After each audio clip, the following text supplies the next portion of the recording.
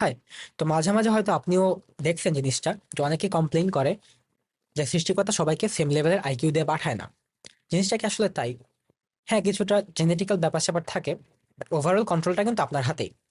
এই কোশ্চেনটা সৃষ্টি হয় যখন আমরা দেখি যে আমাদেরই সাথেই পড়ে যে সারা সেমিস্টার চিল করে বেড়ায় এবং খুব বেশি পড়াশোনাও করে না, আবার ক্লাসে খুব বেশি অ্যাটেন্টিভও থাকে না, এবং তাদেরকে দেখা যায় যে তারা রেজাল্ট অনেক ভালো করে। আর একটা গ্রুপকে দেখা যায় যারা কিনা খুব বেশি পড়াশোনা করে, খুব বেশি এফোর্ট দেয়, কিন্তু তারপরেও রেজাল্ট তাদের কাছাকাছি এবং খুব বেশি ডিফারেন্স হয় না। তো এই জিনিসটা আসলে কেন হয়? আপনারা হয়তো এই কথাটা শুনছেন যে অনেক হার্ড ওয়ার্ক না করে একটু স্মার্টলি জিনিসগুলো হ্যান্ডেল করার জন্য। আচ্ছা, একটু পেছনে যাওয়া যাক।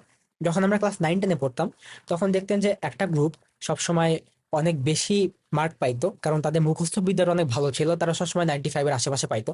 আর একটা গ্রুপ যারা মনে করেন যে একটু বুঝে পড়ার চেষ্টা করতো, তারা ওই A+-এর আশেপাশেই থাকতো সবসময়, 80, 85 অথবা একটু কম। তো এই দুইটা গ্রুপ যারা মুখস্থ করতো, তাদের যে অবজারভেশন পাওয়ারটা, ওই যে যারা বুঝে পড়তো, তাদের অবজারভেশন পাওয়ারের সাথে কখনোই যায় না। আর এই বছরের পর বছর যে তাদের এই অবজারভেশন পাওয়ারের ডেভেলপমেন্টটা হয়, এই ডেভেলপমেন্টের কারণে ইউনিভার্সিটি লেভেলে এসে ওরা আর ওদের সাথে কম্পিট করতে পারে না।